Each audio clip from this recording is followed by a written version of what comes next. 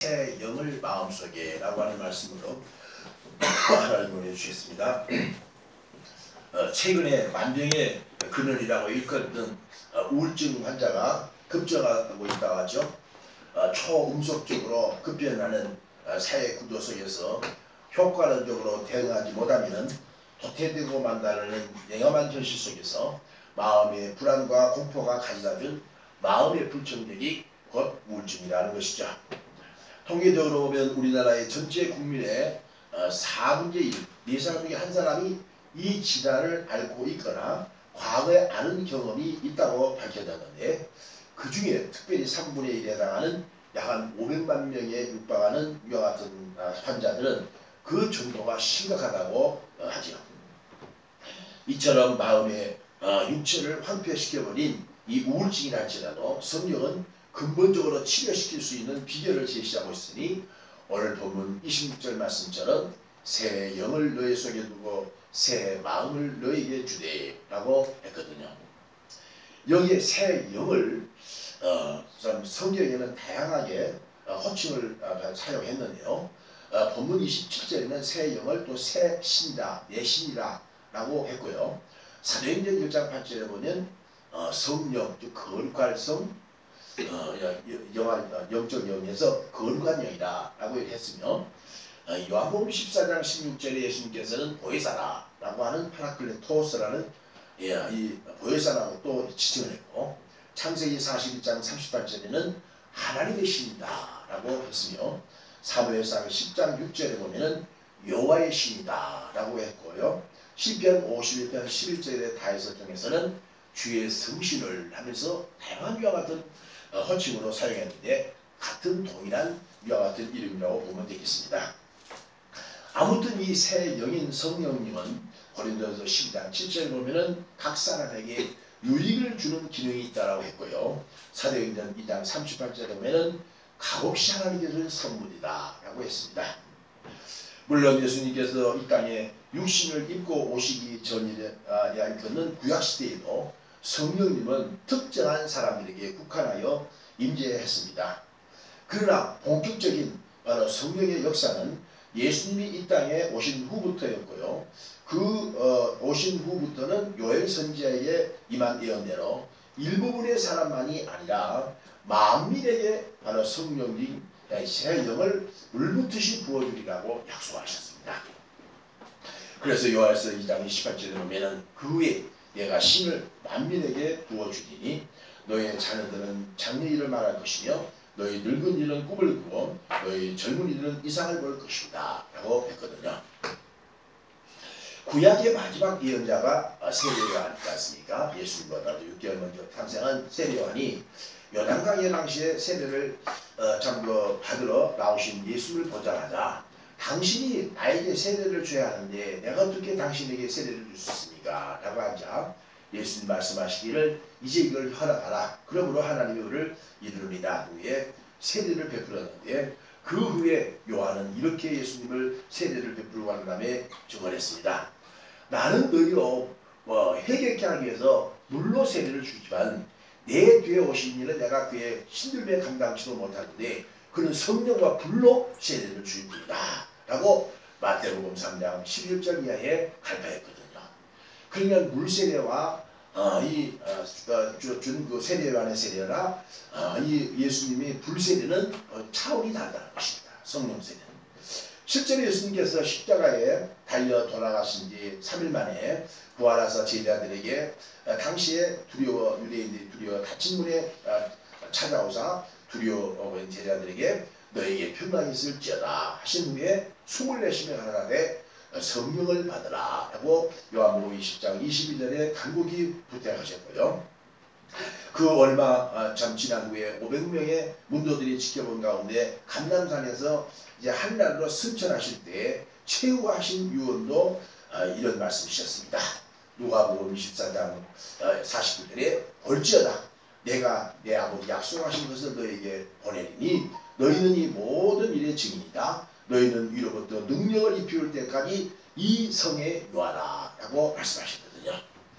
그래서 제자들은 예수님 승천하고 난 다음에 예수님께서 약속하신 바로 능력의 성령을 받으려고 예루살렘의 마가의 다락방에 모여서 110명이 간절히 기도했잖아요. 의사 누가는 당시에 보인 110명의 대표적인 인물들을 이렇게 바로 서술하고 있습니다. 사도행전 1장 13절에 보면 들어가 저희 요한은 다락에 올라가니 베드로, 예수님의 수제자죠. 그리고 요한, 그리고 야고보, 안드레와 빌립, 그리고 도마와 바돌로메, 마테오와 및 알페오의 아들 야고보와 셀로신 시몬, 또 야고보의 아들 유다가 다 거기 있었고 여자들과 예수의 모친 마리아와 예수의 아울도 더불어 마음을 같이하여 전혀 기도에 힘씁니다 라고 했거든요. 그런데 모여서 기도한 지 10일째 되던 날, 즉 오순절 날에 갑자기 성령이 새 영의 충만이 당시에 120명의 문도들에게 동시다발적으로 나타난 것입니다. 그러니까 오늘 이 성령 강림절, 이 오순절을 비로소 하나님의 성령이 임했습니다. 그래서 사도행전 2장 1절에는 오순절날이 이미름에 저희가 다 같이 한 곳에 모였더니 호련히 하늘로부터 급하고 강한 바람 같은 소리가 있어 저희 앉은 온 집에 임하여 있더니 저희가 다 성령의 충만받아 성령이 말하시고 하심을 따라 다른 방 안으로 가기를 시작했더라. 아멘. 할렐루야. 그 후 주님의 12 제자들을 중심으로 약 300년 동안 로마 제국이 기독교를 국교로 인정한 AD 313년 콘스탄티노플 황제 때까지 그야말로 늦은 비에 요엘 선지자에게 약속하셨던 이와 같은 성령이 참 역사에서 전 구라파를 갖다가 교회를 크게 부흥시키는 역사가 나타나신 것이죠. 그 후에 약 1200년 동안 이 성령의 역사가 잠잠했습니다. 잠잠해서 근데 지금부터 약 500년 전인 1517년 비로소 늦은 비의 성령 마르틴 루터가 종교개혁을 선포한 후부터 요엘 선지자 약속하셨던 이른 비와 늦은 비의 성령을 약속하셨는데 늦은 비의 성령이 비로소 나타나게 되었고 지금에 이르러 전 세계에 바로 퍼지게 됐는데 이 늦은 비의 성령에 의해서는 지금 복음이 미국으로 건너가고 전 아메리카 신대륙을 복음화시켰고 이 복음이 지금부터 140년 전 우리 한국 땅에 아편설로와 토마스 선교에 의해서 들어와서 한국에 놀라운 같은 부흥의 역사를 이렇게 된 것입니다. 그러나 조만간에 늦은 비의 성령의 시사도 끝내고 이제 영적 추수기의 종말에 이르고 말 것입니다. 그러니까 근시하여 새 영은 바로 성령을 내 마음속에 모셔서 하나님이 기뻐하시는 풍성한 열매를 맺어드려야 성도의 이와 같은 마땅한 도리라고 여겨지는 것이죠. 그래서 오늘 이 성령 강림절을 맞이하여 본문을 중심해서 몇 가지를 상고해 보기로 하겠습니다. 첫째로 새 영을 마음속에 모셔드리기 위한 전제 조건에 대해서 말씀을 드리겠습니다. 본문 25절에 보니까 맑은 물로 너희에게 뿌려 너희도 정결하게 하되 라고 했습니다. 즉 새 영인 성령은 인간의 마음속에 모셔드리기 위한 전제 조건은 다름 아닌 성결케 될 때에 가능하다는 것이죠. 왜냐하면 성령님은 악령과 달리 더러운 영이 아니라 정결한 영, 깨끗한 영이기 마땅이죠. 구약의 요셉은 얼마나 깨끗했습니까? 애굽의 총리로서 당시 애굽왕 바로에게 스카웃당해서 요셉이 어떤 자였기 때문이라고 이 바로가 요셉을 스카웃했느냐? 마음이 깨끗하고 정결하기 때문에 하나님의 영이 바로 감동된 사람이었다라고 이렇게 증언하고 있습니다. 창세기 41장 38절에 보면 바로 왕이 그 신하들에게 이와 같이 하나님의 신이 감동된 자는 우리가 어찌 얻을 수 있으리요 하고 요셉에게 이르되 하나님이 모든 것을 내게 보이셨으니 너와 같이 병치하라고 지혜 있는 자가 없도다. 너는 내 집을 치리에 하라 하고 요셉에게 인자까지 넘겨주면서 애굽을 통치하도록 했고 애굽을 잘 통치한 위대한 이와 같은 영적 지도자요 정치적인 지도자 요셉 아닙니까? 아멘. 여러분들 손자들이나 하면 자녀들 애기를 낳고 여기 보니까 뭐 자녀들 할 사람 없으니까 손자 나면 요셉이야. 그렇게 이름 지으면 좋을 것 같아요. 또 구약시대 때 하나님의 성막을 지을 때 제사 드리는 성물을 만드는데 하나님이 특별한 자를 지명해서 그에게 하나님의 신인 새 영을 좀 부어주어 정교한 장식 만드는 데 사용하셨죠. 그 사람이 후리의 손자요 우리 아들인 불살렐이라고 성경을 말씀하십니다. 그래서 출애굽기 31장 2절에 보니까 불살렐을 지명하여 하나님의 신을 그에게 충만하게 하여 지혜와 총명과 지식과 여러가지 제조에 공부한 일을 연구하여 금과 은과 노수로 만들게 하고 보석을 깎아 물리며 나무를 새겨서 여러가지 일을 하였더라고 모세를 통해서 증언하고 있습니다. 그러니까 이 불살렐이라는 사람은 성전을 짓는데 아기자기한 것 같은 조각품 금이나 은이나 구리 같은 걸 잘 다스리는 하나님의 지혜를 주셨어요. 탁월한 그런 하나님이 참 지혜를 주신 것이죠. 이처럼 하나님이 바로 삼위이신 성령님은 성부 하나님과 성자 예수님과 함께 전능하신 하나님이시기 때문에 각종 은사를 각 사람에게 선물로 주신다 이 말이죠. 고린도서 12장 8절에서부터 12절까지는 성령의 9가지 은사가 주옥같이 소개되고 있는데요. 그 첫째가 지혜의 은사, 지식의 은사, 믿음의 은사, 신유와 능력과 예언과 영능력, 그리고 방언과 방언 통역의 은사인데요. 앞서 요셉이나 불살렐 같은 이와 같은 성령으로 지혜의 은사를 받아 하나님의 영광을 돌렸고 하나님의 교회를 바로 살렸죠. 또한 신약시대 때에도 예수님의 12제자 중 수제자를 걷는 베드로는 하나님의 신인 새 영이 충만했던 결과 어떤 은사가 역사했다고 하나요? 사도행전 5장 15절에 보니까 심지어 사람들을 메고 거리에 나가 침대와 요 위에 누이고 베드로가 지날 때에 혹 그 그림자라도 누게 덮일까 바라고 예루살렘에 그를 허다한 사람들도 모여 병든 사람과 더러운 귀신에게 괴로움받는 사람들을 데리고 와서 다 나음을 받았더라 라고 의사두관은 증언하지 않습니까? 또 사도 바울도 그림자와 손수만 연전도 그 손수만 연전도 병들이 나고 악기에 묶였던 자의 귀신이 나가는 그런 역사가 나타나지 않습니다. 그 마음이 초대교회에 특별히 안수 집사를 겪는 스테반을 보십시오. 그 사람이 얼마나 마음이 청결하고 또 성령이 충만했던지 의사두관은 비록 목사도 아닌 이와 같은 집사인 스테반이 설교했을 때 그 얼굴이 어떻다라고 증언했습니까? 사도행전 6장 15절에 보면 공회 중에 앉은 사람들이 다 스테반을 주목하여 보니 그 얼굴이 천사의 얼굴과 같았더라고 했어요. 아멘. 그리고 사도행전 6장 10절에 보면 스테반의 지혜와 성령으로 말함을 저희가 능히 당치 못했다라고 이렇게 증언하고 있습니다. 이처럼 늦은 비의 성령 시대에 초대 예루살렘 교회와 이른비에죠. 이른비. 이처럼 이른비의 성령 시대에 초대 예루살렘과 유대학 교회의 역사했던 베드로 사도나 사도 바울 그리고 스테반 집사와 같은 사람을 통해서 새 영인 바로 성령님이 역사하신 것은 늦은 비의 시대라 일컫는 이 발색 교회 내에도 재현할 수 있다는 비결은 과연 무엇일까요? 오늘 본문 25절 말씀에 보니까 맑은 물로 너에게 뿌려라 라고 했습니다.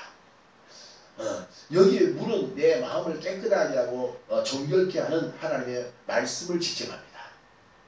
내 육체에 이와 같은 더러운 때로 물로서 정결하게 되듯이 내 심령과 마음의 때는 하나님의 말씀으로 정결할 수 있게 할 수 있다는 것입니다. 깨끗하게 할 수 있다는 것입니다.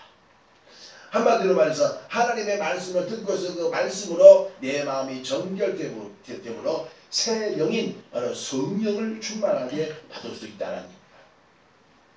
그래서 시편 119편 9절에 청년이 무엇으로 그 행실을 깨끗게 하니까 주의 말씀을 따라 삼갈 것입니다 라고 했지 않습니까? 주의 말씀에 걷는 성경은 그 주제가 예수 그리스도의 십자가거든요. 창세기에서부터 말라기까지 선악권의 구약은 오실 예수 그리스도를 소개했고요. 신약 마태복음에서부터 요한계시록까지 27권은 오셨던 예수님을 소개하고 있거든요. 그래서 요한복음 5장 39절에 보니까 너희가 성경에 영생을 얻은 줄 생각하고 성경을 상고하냐 이 성경이 내게 대해서 증거한 것이다 라고 예수께서 친히 이 성경 전체가 내게 대해서 증거한 것이다 이렇게 강변한 것이죠. 그러므로 하나님의 이와 같은 말씀이 그 주제가 예수 그리스도의 십자가이기 때문에 말씀이 증거되는 곳에는 말씀의 독특한 기능인 예수 그리스도의 십자가의 피에 의해서 우리 인간의 죄가 정결하게 되므로 성령 충만하게 임하게 되거든요. 사도행전 4장 32절 보니까 사도들이 큰 권능으로 주 예수의 부활을 증거하니 무리가 큰 은혜를 얻어 그 중에 핍절한 사람이 없었다라고 했고요.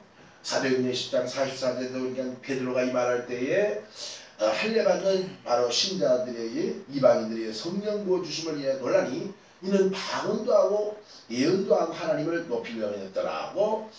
이방인 고넬료 백부장의 가정에 베드로 사도를 통해서 가정 예배를 드렸을 때 역사했던 성령은 베드로의 입에서 나오는 말씀 그걸 통해 가지고 비로소 바로 성령 충만하게 임했다라고 증언하고 있습니다.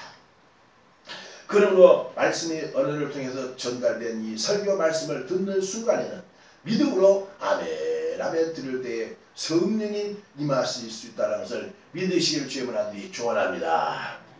사도행전 5장 32절에 하나님이 자기를 순종하는 모든 자에게 주신 성령도 그러하니라 라고 했거든요. 둘째로 새 영을 모셔드린 결과에 대해서 살펴보겠습니다. 본문 25절에 보면 곧 너희로 새 영을 너희 속에 두고 새 마음을 너희에게 주되라고 했거든요.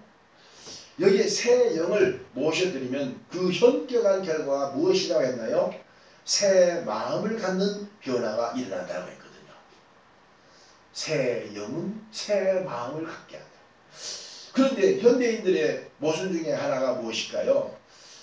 새 마음을 통해서 새 사람으로 변화되려고는 하지 않고 외형적인 성형수술을 통해서만이 내 얼굴을 뜯어 고치려고 하기 때문에 우선순위가 근본적으로 틀렸기 까닭에 빚어진 참사인 것입니다. 오늘 설교 들어가니 우리 성형수술 그 원장들은 아주 기분 나쁠 거예요. 열받을 거예요. 성경에는 몸이나 얼굴에 절대 문신을 새겨놓지 말라고 했습니다. 하나님 우리에게 가장 아름다운 걸작품을 만들어주신 거예요. 각자 문신이나 그걸 새기지 말라고 했어요. 출애굽기에 보면 모세율법에 그렇게까지 엄밀하게 명령하셨는데 하나님께서 각자에게 준 위대한 창조의 이와 같은 걸작품을 각자의 얼굴을 인위적으로 수술해서 새 사람으로 만들어 보겠다라는 이것이 바로 인간의 욕심이요 제한인 것입니다. 요즘 사람들 중에 누구나 막론하고 얼굴에 주름살 제거나 눈꺼풀 수술을 하는 이유 까닭에 보톡스 주사나 칼을 안 댄 사람이 없을 정도로 성형수술 붐이 유행처럼 번지다 하는데 왜곡된 사회의 이와 같은 현상이라고 하겠죠. 말세의 증거입니다. 성경이 그랬어요. 말세가 되면은 사람들이 뜯어 고친다고 인위적으로. 여러분 혹시 여러분 성형수술 했다는 사람도 오해하지 마시기 바랍니다. 다른 성형수술 아니고 막 엄청나게 한 연예인들이 하던 막 저 최암흑에 가지고 감옥에 갇힌 사람 그 사람은 보톡스가 안 맞을 때 지금 훨씬 더 낫더만 왜 그렇게 분위기서 같이 만들어놨을까 모르겠어. 욕심입니다. 오히려 물질이나 시간을 투자하려 그런 데 말고 성령으로 새롭게 되어 새 사람으로 거듭난 나를 단장하는데 우선순위를 생각해야 되는데 여러분의 생각은 어떤지요? 베드로전서 3장 3절에 너희의 단장은 머리를 꾸미고 금을 차고 아름다운 옷을 입는 예보를 하지 말고 오직 마음에 숨은 사람을 온유하고 안정된 심령에 썩지 않은 것으로 이는 하나님 앞에 값진 것이다. 우리 한 사람은 가끔 나한테 불평 주잖아. 여기에 지금 검버섯이잖아요. 형 좀 해야 안 되나? 할 필요 없어. 그거는 더 크게 나와요 이게. 그 당신 그 모습이 제일 아름다운 건 가만히 앉아. 손대지 마, 칼대지 말라고. 모르겠습니다. 나중에 내가 죽으면 이제 헐는지 안 하는지 모르겠습니다만. 솔로몬을 통해서 주신 그 인생의 교훈을 한번 배워보시죠. 다윗왕의 아들로서 그의 후계자로 계승받았던 장군 다윗이 2대 왕이고 솔로몬이 제3대 왕으로 세습을 한 전형적인 금수저 출신 아닙니까? 그는 그 많은 돈과 권력, 쾌락으로 새 사람이 되어보려고 필사적으로 추구해 보냈지만은 결국은 실패하고 허사가를 잃고 말지 않았습니까? 솔로몬이 얼마나 부자고 얼마나 세상의 향락과 쾌락을 다 추구한 사람입니다. 금덩어리가 돌처럼 많았다고 그랬고요. 그 값비싼 백향목이 그냥 뽕나무처럼 크겠다고 했어요. 성경이. 그렇게 부귀영화를 누렸단 말이에요. 초와 첩들이 700여 1000년이 됐으니까 얼마나 겠어요. 거기에 예쁜 사람도 있었고 크레파트라 같은 사람도 있었고 오만한 사람 다 있었겠죠. 그런데 그 모든 세상 부귀영화를 다 해보니까 헛되더라. 일장 충동이더라. 그러면 전도자 솔로몬이 전도서 1장 2절에 솔로몬 전도자가 하는데 헛되고 헛되며 헛되고 헛되니 모든 것이 헛되더라. 사람이 헤아려 수고하는 모든 수고가 자기에게 무엇이 유익하고 라고 수리했으며 전도서 1장 8절에 만물의 피곤함을 사람이 말로 할 수 없나니 눈은 보아도 족함이 없고 귀는 들어도 차지하지 않는도다 라고 이렇게 호사를 읊었습니다. 보기 많을 때 시원한 생수를 뻘꺽뻘꺽 마셔야만이 갈증이 비로소 해소되는데 목마르다고 짠짠 바다만 마실수록 더 갈증만 가져오실 뿐인 거죠. 마찬가지로 영혼이 목말라 갈증을 느꼈을 때 세상의 눈에 보이는 가시적인 이와 같은 것으로 결코 해소할 수 없고요. 오직 성령의 생수를 이루 하나님께로 공급받아야 가능하다는 사실을 믿으시길 주님께 축원합니다. 네. 요한복음 7장 31절에 예수께서 애처 명절 끝날 때에 가라사대 누구든지 목마르거든 내게 와서 마시라. 나를 믿는 자는 성경의 이름과 같이 그 배에서 생수의 강이 흘러 나리니 이는 자기를 믿는 자의 성령을 가리켜 말씀하시니라 라고 말씀하셨어요. 그리고 예수님께서 몸소 요한복음 4장에 우울증으로 심하게 고생을 하고 있는 수가성 사마리아 여자가 우물물을 길러 오는 그 시간을 타임을 맞춰갖고 미리 야곱의 우물가에 기다리고 있다가 그에게 물을 달라고 요청하자 당신이 유대 사람인데 당신이 개축하는 이방인 이 사마리아 나에게 물을 달라고 그럽니까? 야 네가 물을 달라는 게 누구인 줄 알았으면 그 애가 물을 줬을 것이요 그는 너에게 생수를 줬을 것이다. 그런 물을 내게 달라고. 그러니 남편을 불러라. 남편은 당신은 지금 현재 있는 남편인데 남편이 아닙니다. 이 수가성 사마리아 여자는 인생에 이와 같은 새로운 것을 추구하기 위해서 필사적으로 돈 많은 빈서방도 살아갔고 또한 권세가 있는 권세방도 살아갔고 허영과 사치가 있는 허서방 또한 지식이 있는 지서방 다 살아봤지만 다 그걸 따르죠. 허사가 있어. 그래서 심한 마음의 우울증이 생겨요. 아까 설교 초기에 내가 우울증에 대한 언급했잖아요. 그래서 사람들을 만나는 해피에서 12시 되면 사람들이 우물물에 물을 안 들어 한적한 곳에 나와서 물을 기다렸다가 예수님 미리 그곳에 기다리고 있다가 예수를 만나 그 속에 세상에 이와 같은 것을 주어서 줄 수 없는 생수를 체험하고 난 다음에 물동이를 버려두고 동네 사람한테 가서 예수를 메시아를 전했더니 동네 사람들이 그 여인 때문에 막 예수를 믿었더라 라고 요한복음 4장 전체가 이 수가성 사마리아 여자에 대한 예수님의 그 역사가 나타난 것입니다. 아멘. 할렐루야. 고린도후서 5장 17절에 그런즉 누구든지 그리스도 안에 있으면 새로운 피조물이라 이전 것을 지나갔으니 보라 새 것이 되었도다 라고 사도 바울은 통해서 하나님은 갈파하시오. 사무엘상 10장 6절에 내게는 여호와의 신이 크게 임하리니 너도 그들과 함께 예언하고 변하여 새 사람이 되리라 라고 사무엘에게 기름 부음 받은 이스라엘 초대왕 바로 사울왕에게 이렇게 축복하지 않습니까? 그런 구체적으로 내가 새 사람으로 변화된 새 마음을 갖는 사람인가 아닌가를 점검해야 될 텐데 그 기준을 오늘 본문은 두 가지를 제시하고 있습니다. 그 첫 번째 25절 하반절에 보면은 소극적인 측면에서 모든 더러운 곳에서와 모든 우상을 섬기면서 정결케 할 것이다. 그리고 적극적인 측면에서는 오늘 본문 26절 상반절에 너희 육신의 굳은 마음을 제하고 부드러운 마음을 줄 것이다 라고 했거든요. 먼저 우리가 더러운 것에서와 우상에서 정결케 된다고 했는데 이 말은 악령은 그 본성이 더러운 영이거든요. 그러나 새 영이신 성령님은 깨끗하고 정결한 영이라고 앞서도 말했는데요. 그런데 그 사람이 악령의 사로잡힌 사탄의 사람인가 또 성령의 사로잡힌 성령의 사람인가는 무슨 증표로 분별할 수 있다고 했나요? 그 입에서 나오는 말소리를 들어보면 즉시 분별할 수 있다는 것입니다. 그래서 그 사람의 됨됨이와 그 사람의 품격과 인성은 그 말에서부터 나오는 것입니다. 예수님께서 친히 마태복음 15장 11절에 입으로 들어가는 것이 사람을 더럽게 하는 것이 아니고 입에서 나오는 것이 사람을 더럽게 하느니라 그랬습니다. 나는 이 말씀을 좀 이해를 해가지고 세상에 무엇이든 다 먹습니다. 개고기도 먹어요. 근데 특히 벌레라고 전갈도 구워서 먹어요. 입으로 들어가는 사람이 더러운 것이 아니거든. 음식은 더러운 것이 아니거든. 그런데 입에서 나오는 것이 사람을 더럽게 한다고 했어요. 사실 성령 충만한 거듭난 새 사람이 쓰리는 긍정적이고 적극적이고 진취적인 말만 하죠. 그리고 깨끗한 말만 한다는 것이죠. 남의 마음에 상처를 주는 말이라든지 남의 자존심을 건드리는 말을 하게 되지 않죠. 그런데 악령에 사로잡힌 거듭나지 못한 자들의 입술에서 나오는 말은 더럽고 은혜스럽지 못한 말을 내뱉는다는 것이죠. 그래서 예수님께서 마태복음 15장 18절에 입에서 나오는 것들은 마음에서 나오나니 이것이야말로 사람을 더럽게 하느니라.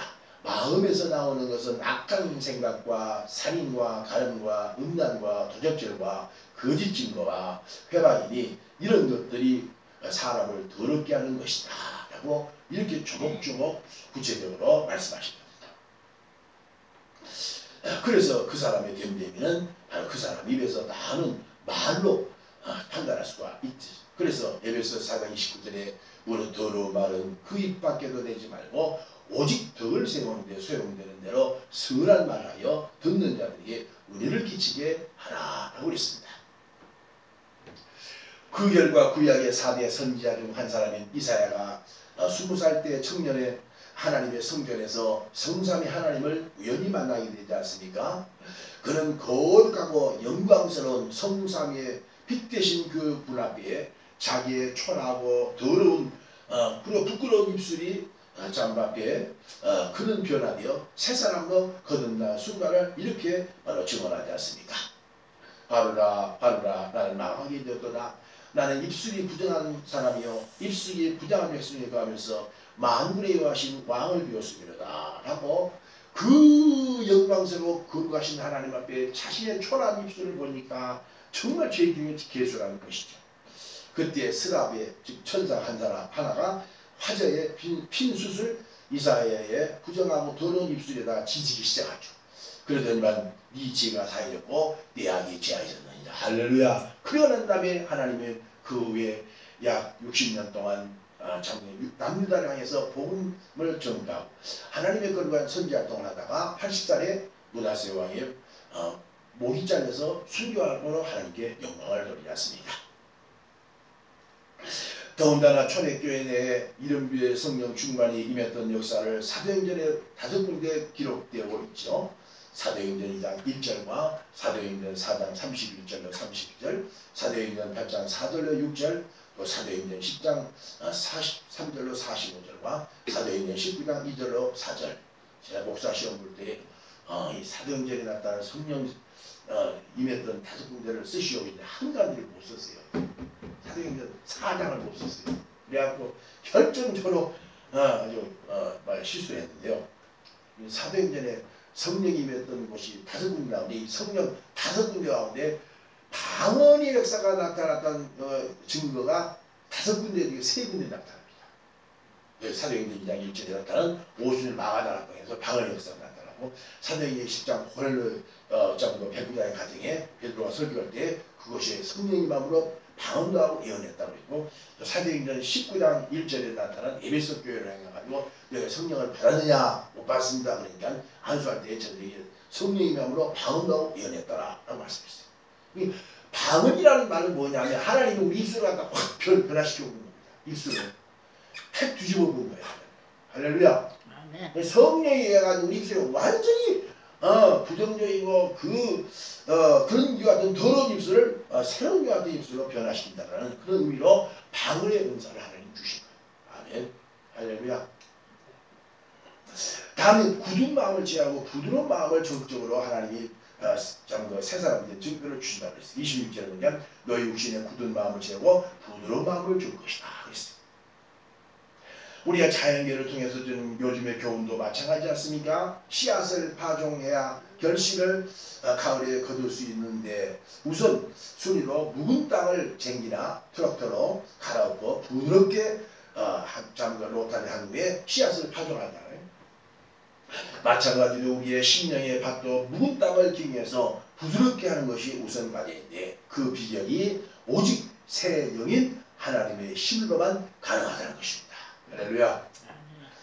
스갈 4장 6절에 보면 이는 힘으로 되는 능으로 되는 오직 나의 힘으로만 되느니라. 나의 힘, 즉 성령, 새 영, 여호와의 힘, 다 같은 신이라고 같은 말을 나의 힘으로만 되느니라. 현대인들의 우울증은 고질병인 로이로제나 히스테리 증후군에서 벗어나기 위하여 근본적인 대책인 내 마음의 묵은 땅을 기경하려고 하지 않고 외형적인 것만 바꾸려고 하니 혈투를 벌이다 보니까 다 피곤하고만 가중하고요. 병은 더욱 악화되고만 있다는 이와 같은 안타까움이죠. 새 옷을 갈아입어보고 새 화장품을 써보고 온갖 장신과 치장을 해보고 귀걸이를 하고 또 뭘 하고 오만 가지를 다 하고 나중에 코골이가 나온다. 성경에 보면요 말세가 되면 코골이가 나온다. 그러니까 이사야서 내가 전에 신학교 강의할 때 보니까 거기 코골이가 나오는데 코골이의 어쩌니 말세다는 뜻이 마지막 뜻. 코골이가 앞으로 나올 겁니다. 지금 저 인도에서만 유행하는데 아마 전 세계가 코골이가 유명할 거예요. 그것까지는 이제는 많이 끝이에요. 이제 끝장이에요. 이제 할렐루야. 성경이 이렇게 막 예언했다니까요. 내가 무당이 아니요. 성경이 예언한 게 그대로 되는 거예요. 그대로. 할렐루야. 아니 성경 내가 대선지서를 10년 내가 강의했는데 우리 저 아들 신학교에. 그러면 이렇게 사람들은 근본적인 것으로 새 사람 되려고 하지 않고 자꾸 예언적인 어떤 것을 추구해서 새 사람으로 변화를 하니까 이거 피곤한 거예요. 너무나 이 사람들이 피곤한 거예요. 그래서 결국 자꾸 병이 악화돼. 새 신발을 사보고 시장해본들 내 마음이 바로 성령으로 새롭게 변화되지 않는 이상 참된 평안과 안식을 찾아올 수 없다는 것이죠. 4세기의 유명한 성자 어거스틴도 이런 고백을 그의 참회력에서 했지 않습니까? 오 하나님, 내 마음은 하나님이 아니고서는 채울 수 없는 마음의 텅 빈 공허가 있나이다 라고 했지 않습니까? 그래서 그는 항상 하나님의 거룩한 영이 새 영으로 내 마음을 채워달라. 내 공허하고 허전한 마음을 하나님의 성령으로 채워달라.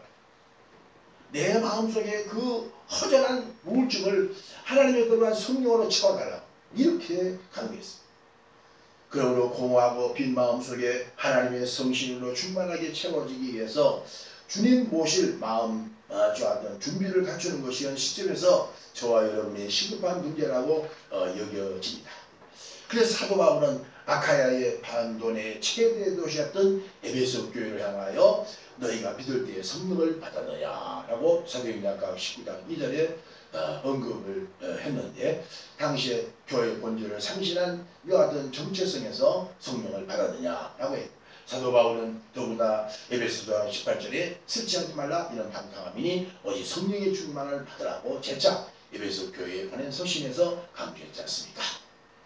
요즘 성령 충만을 받으라고 했지만 신비주의 목사라고 의심하고 교인들이 들어있다고 하는데 사실 성령 충만을 강조하지 않는 목사가 더욱 신비주의에 빠진 목회자라는 것을 명심하십시오. 할렐루야. 성령의 불체험을 보니까 싹 다 태아부도만 병도 태아부고 할렐루야. 안수하고 막 받으면 성령이 불을 좀 받아야 할 텐데 맹동맹동하니까 그냥 속상해 죽겠어. 할렐루야. 아멘. 아멘. 내 손이 얼마나 소돔하고 큽니까? 소돔은 안수를 하면 다 병도 나고 귀신도 올라가는데 엄청이 많은 병 고쳤지 내가 병 고치는 신의 역사를 체험했기 때문에 그 병 고침 받는 예수님의 못 자고 있는 그 손으로 안수하면 다 병이 나고 귀신이 올라가요. 할렐루야. 성령 충만을 받아야 그런 확신이기 때문에 그런 거예요.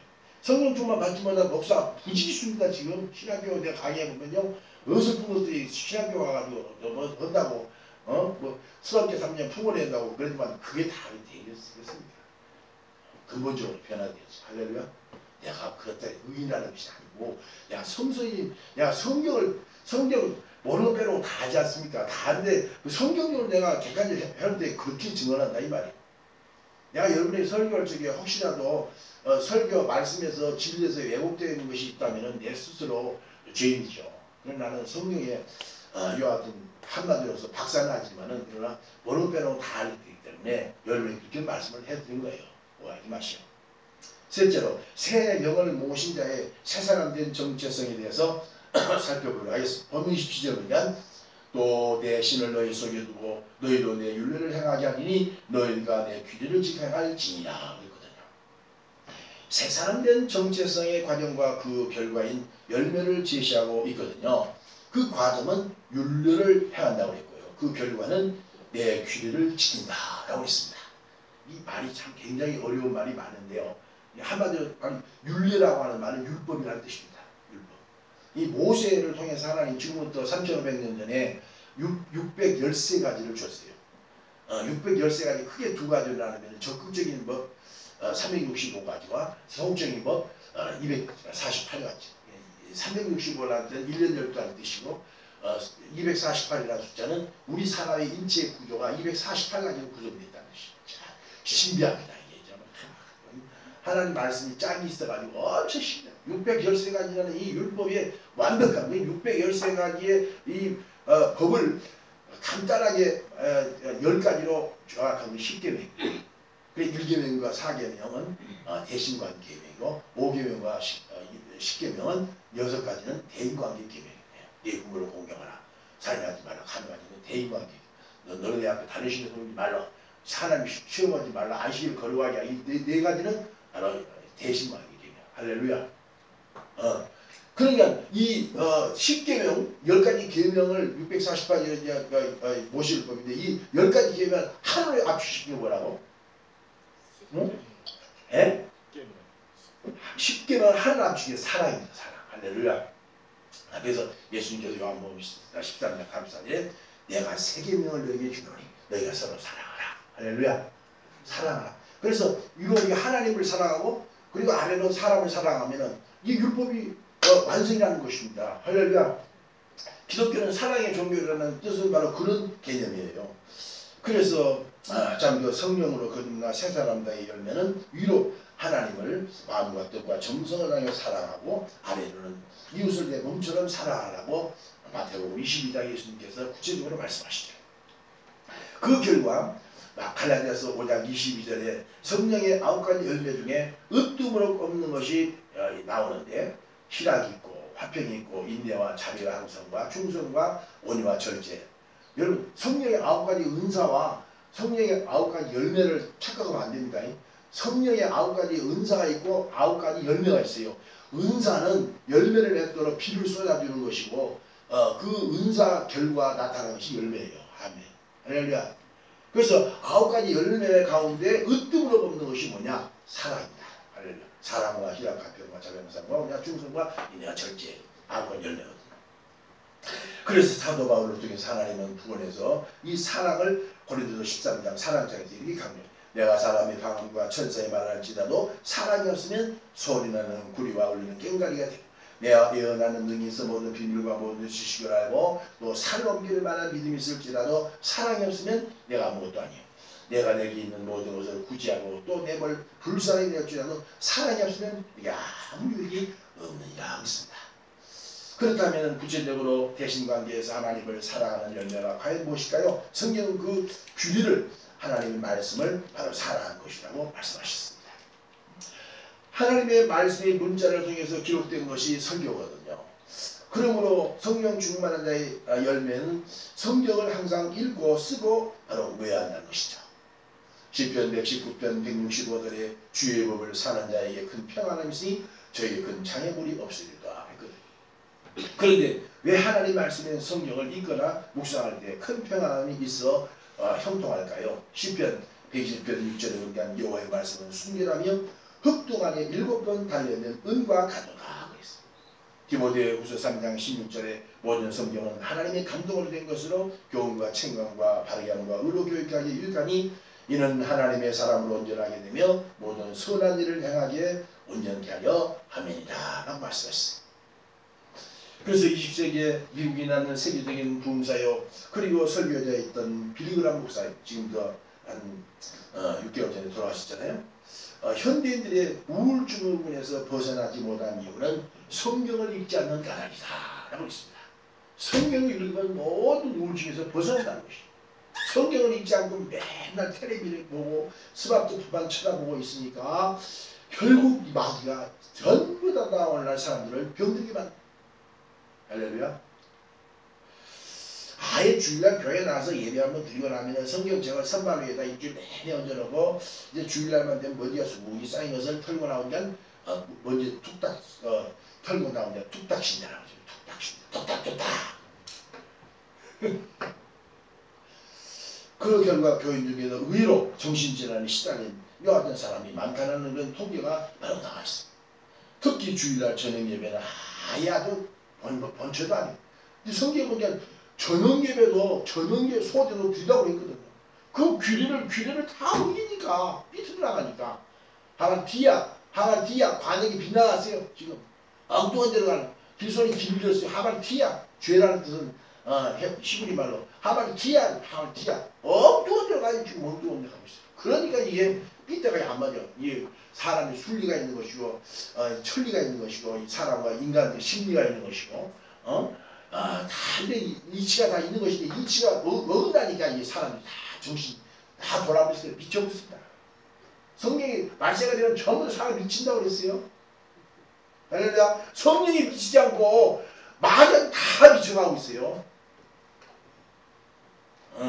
그래서 성경에 보니까 근신하라 깨어라 너희 대기도 바르고 문사자처럼 3일짜리 산다니 너희 믿음을 굳게 할 저를 대적하라고 말씀. 할렐루야. 아멘. 아멘. 아멘. 더구나 다니엘처럼 하루 3번씩 바쁜 일정 중에서도 불구하고 예루살렘을 향해서 무릎을 꿇고 하나님께 감사기도를 바로 드려야 마땅한 성경을 우리가 정기적으로 읽은 후에 정기적인 예배를 우리가 참석한 후에 더구나 다니엘처럼 하루 3번씩 바로 기도해야 되는데 3번은 그는 한 번도 이 핑계 저 핑계 대고서 기도의 쉬는 죄를 범하고 있으니 그래서 바울은 에베소 교회를 향해서 기도에 항상 간구와 기도에 성령 안에서 기도하고 너희 모든 기도와 간구로 무시로 성령 안에서 기도하고 이를 위하여 깨어 구하기를 힘쓰고 여러 성도를 구하고 특별히 나를 위해서 기도해라. 나는 누구요? 사도 바울이 에베소 교회를 향해가지고 서신에서 나를 위해서 기도하래. 누구요? 에베소 교인들을 통해서 사도 바울 나를 좀 위해서 기도하라. 너희들 자신을 위해서 기도한 것도 좋지만 나를 위해서 먼저 기도해라. 그런 먼저 기도의 순서가 바로 돼야지 이게 자신을 위해서 두 번째 기도해야 되는데 내 자신만 위해서 기도하니까 이게 삐뚤어져. 하마티야 관역이 빛나. 먼저 그 나라 그를 위해서 구하라. 그러면 이 모든 너희에 더하여 주시리라고 어디 말씀했어요? 마태복음 6장 33절에 예수님 말씀하시죠. 그냥 바울을 위해서 에베소 교인들이 기도해야 될 필요성은 내게 복음의 비밀을 담대히 알게. 너희들이 기도하면 내가 하나님 복음의 비밀을 담대히 알게. 내가 이것을 위해서 쇠사슬에 매여 있는 사람이야. 항상 목회자는요 이 설교에 완전히 쇠사슬에 매인 사람입니다. 그래 여러분들을 위해서 기도를 해줘야 돼요. 전 세계 목회자를 위해서 여러분 기도해줘야 돼요. 할렐루야. 특히 담임 목사님 기도해줘야 돼요. 할렐루야. 그런 사명이 성도들이 있는 것입니다. 우리가 성도를 위해 기도하지만 특별히 주의 동안에 기도하고 교회를 위해서 기도하고 나라를 위해서 기도하고 이제 자식들을 위해서 제공제에 기도해야 돼요. 할렐루야. 순서가 있어요. 먼저 대신관계 10계명도 대신관계 먼저 1계명을 사랑을 하고 다음에 밑에 대인관계 있잖아요. 순서가. 할렐루야. 그러니까 이제 욕심만 부리지 말고 먼저 하나님 소리를 떠나서 하라 이런 거 아닙니다.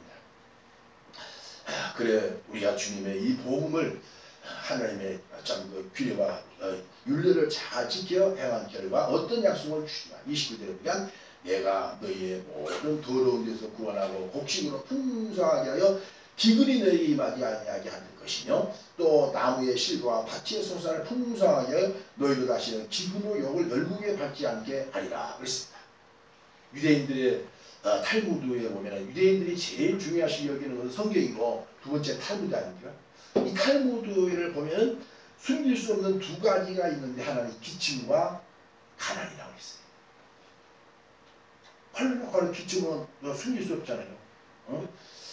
기침을 숨길 수 없듯이 아무리 숨기려고 해도 감추려고 해도 가난 역시 마찬가지다.